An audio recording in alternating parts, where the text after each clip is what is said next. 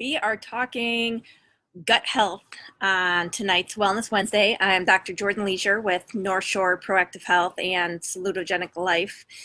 We covered quite a few important topics the last couple weeks on depression and anxiety and how your gut health can impact how you're feeling. And I promised everyone that we would talk about what I integrate with a lot of my functional medicine clients, and that's called the 5R protocol. Hello, everyone. Thank you for tuning in so promptly. And I want to remind everyone that this is not meant to be medical advice, that this is not functional medicine. This is a quick and dirty 10-minute explanation of what our 5R gut healing protocol looks like. So if this sounds interesting to you, please take this information and ask your functional medicine practitioner about it. If you do not have a functional medicine practitioner, again, I'm a big fan. I did my training through IFM, which is the Institute for Functional Medicine. They have a physician finder on their website, which is ifm.org. You can go there and take a look and see if there's someone that appeals to you in a specialty you're looking for and or in your zip code. And if not, please feel free to reach out to us, and I'm happy to see if you would be an appropriate patient for our clinic or help you find somebody that is closer to you or someone that you jive with and someone you're looking for. Functional medicine is not a one and done visit. It is a protocol, hi everybody, that will help you feel better. The histories that we do in our office, I call from conception to current. And we cover literally everything from how your mother's health was when you were conceived to what your childhood health history looked like, all the way up to your current concerns, conditions, and how that all interplays and relates. We sort of treat everything from the beginning, and that helps to alleviate symptoms that you're currently experiencing. So that's a little bit different than allopathic medicine, which directly just treats symptoms you're currently experiencing. So if that sounds good, now you know where to look for somebody that can listen and help you feel as happy, healthy, and energetic as you should. So now, jumping into tonight's topic, a lot of conditions that we see in our office, whether it is someone dealing with thyroid concerns, if they have a diagnosis of hypothyroid, for instance, or if they are having sleep issues. We see a lot of women, so we have a lot of peri and postmenopausal concerns. We also see those individuals that are type 2 diabetic, they are pre-diabetic, or they're just having trouble balancing their sugars, they're having weight loss issues, or they're having straight out sleep problems. So if any of that sounds familiar to you, this may be a protocol that you would find beneficial. So we'll jump right in.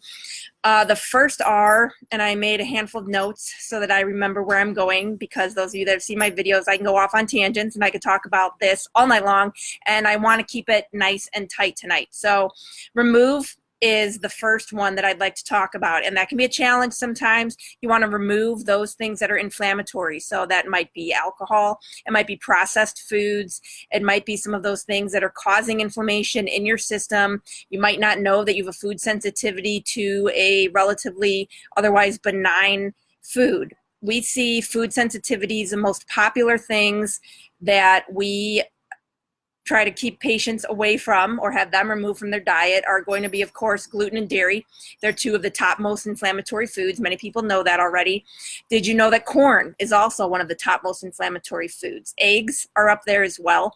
And sugar, artificial sugars, artificial sweeteners, you want to stay away from artificial colorings, all of those things.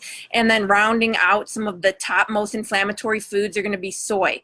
So if you can stay away from those, you're going to be on the right track to healing the gut and healing the gut lining. Other things that fall into the remove category can be some of those imbalances that I talked about last week. So it can be bacteria, yeast, or fungus. Now, how would you even know that some of those things are in your system? You obviously, the best option is to do some specific testing. So for those of you that have been around for a couple of my videos, I'm a big fan of organic acid testing, and essentially I call that testing the poop of the poop, and that is not a stool sample. It is actually a urine test. It's very easy. It's done in the privacy of your own home, and nice and quick. We get results in about 2 weeks. Hello, everyone, for your feedback. And it tells you what you have in your system. Do you have too much bacteria? Do you have too little of the good bacteria? Do you have yeast? What's your vitamin levels look like? Do you have fungus? So it's easy to remove those things once you know what you're looking for and once you know what you want to remove. So one way that we do remove with clients is an elimination diet. And if you Google elimination diet, there's a million ones out there. There's a million ways to do it. In our office, we offer a very, very structured protocol. We tell clients what to remove, but we also tell clients what they can have, which is super key. We offer shopping lists, recipes, and an instructional guide, as well as support, so they know what they're taking away, what they're able to eat, what's going to satisfy those urges, because again, when you're on an elimination diet, it can be a little bit tricky sometimes. And then we offer a very structured protocol on how to reincorporate those foods so you know if something actually is causing a problem. And we have had awesome success with that, and it's not something that is meant to be long-term. An elimination diet is just that, a diet, so it's a short-term program, but we have awesome, awesome results. And clients know what they need to stay away from, and they may not need to stay away from that forever. If we're able to take the inflammatory foods out of their diet for a short period of time, we're able to heal the gut through some of these other protocols, then they may be able to reintroduce some of those foods. I've had clients have had sensitivities to random things like a whey protein, for instance, or one certain type of dairy, even though I'm not a big dairy fan. I think dairy is very inflammatory all the way around. Or they've even had a sensitivity to salmon, let's say. And then once we heal up the gut, they're able to reintroduce that and have that once again in their diet. So it's a fantastic place to start. I'm a big fan of doing an elimination diet. So moving on, we'll go to replace. So there are lots of different things that need to be replaced in the diet. It could be bile acids, it could be hydrochloric acid. And for those of you on an acid blocker, let's say like Pepcid or one of those other like Tagamets, something for heartburn, you may want to do a little bit more investigation and see if it actually is that you're having a hiatal hernia. So the acid is not being kept where it should be, or if you experience what a lot of our clients do, and that is you actually are not producing enough acid, which is kind of funny, it's kind of counterintuitive, but in reality, when your body's working like it should, you produce the acid and your sphincter should snap closed because of all the acid. Think of it like a volcano. So it snaps closed and it keeps everything where it should. And if you don't have enough acid, then a little bit is going to trickle up and you're going to have that heartburn effect. So when you're taking something that is an acid blocker, which is, you know, trying to keep the acid down, when you don't have enough acid and then you take an acid blocker on top of that, you're causing a whole new host of problems. They're really, really tough to get off of. There's a specific protocol to follow. So please, please, tonight, do not just stop taking it, but investigate if that's what's going on, and maybe ask your doctor about ways of getting off of that or alternatives to rebalance everything. Because I supplement clients with hydrochloric acid. Again, it's a very specific protocol on how you take it, but we have great results, and they're able to digest their food. They're able to get more nutrients out of their food when you're breaking it down appropriately. So that's a little bit about things that we add in as far as the replace the R. We also actually do digestive enzymes. So if you've never taken a digestive enzyme with food, it might be something that you want to give a try. You carry them with you, and you actually take one with you when you're having a meal with a little bit of protein, and it will help break down your food. Think of it like Pac-Man. It helps break down the food, and you are able to digest it easier. And again, similar to the HCl, you're getting a little bit more nutrients out of your food. So super easy, super quick, and very, very effective. What else can I tell you? Number 3, re-inoculate. Okay, this is everybody's favorite, and most people know about probiotics. So pre and probiotics, prebiotics actually feed probiotics, and probiotics come in a variety of styles, variety of types. There's some awesome marketing out there. They're even allegedly putting probiotics in your orange juice. So things to look for when purchasing a probiotic. I recommend one of 2 types. Probiotics should be a live bacteria, And that means that most of the time it's going to be refrigerated. Now, if you're doing a capsule or you're doing a powder and it's refrigerated, you want to use that up as quickly as possible. I've had patients ask me like, hey, I came across this in the back of my fridge and can I still take it? Well, yeah, maybe, but it's not going to be as potent as it was, because remember, every day as soon as you open it up, it's losing potency. So you want to take those as quickly as you can, buy them in as small of a quantity as you can, so that you don't have an open bottle just sitting in your fridge for months on months. The other type of probiotic that I recommended, or that I would recommend, would be one that is in a nitrogen blister pack.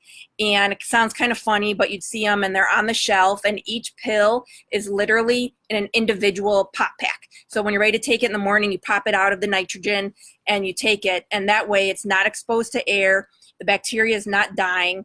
I have a lot of clients and they'll ask me about buying their refrigerated probiotics or their other probiotics on a very well-known, and I'm going to be careful with names since everybody wants to pull my videos off now, but a well-known mail order company. And I buy a ton of stuff from them. I buy diapers, I buy handful of baby wipes, stuff like that. But I will tell you right now that I would never buy anything that I put on my skin or I put in my body from said company. Now, I've had people ask why probiotics need to be refrigerated when they can stay alive in your body, or, you know, all these different questions. And part of the problem with buying from one of these mail order stores is that if it's not, thanks, Dave.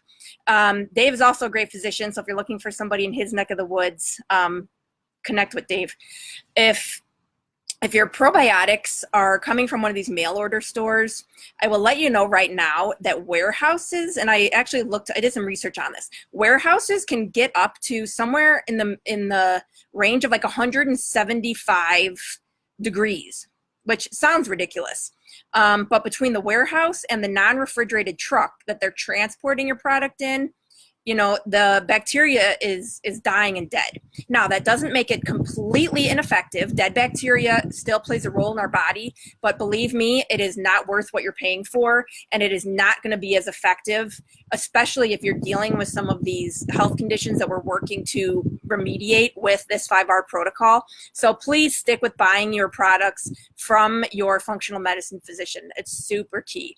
Or at least buy them from someone that you know and you're familiar with and that you can trust. You can trace back where the products are coming from. That's super, super important. What else can I tell you? Prebiotics, again, awesome. You need food for your probiotics, you need food for your bacteria, so keep your diet high in fiber. For those of you that know me well, my son is a big fan of fruits and vegetables, and as an adult, your goal should be 9 servings of fruits and vegetables a day, and it should not all be fruit. You want to keep it heavy. You want to be doing a lot of veggies. You want to be doing some of the garlic. You want to be doing onions. You want to be doing shallots. You want to be doing a big mix, kale, variety, and eat colors. So it is way more effective if you do a handful of blueberries, a couple strawberries, a handful of spinach. Way better for, hello Michelle, way better for your system than if you just sit down and do a whole big bowl of kale.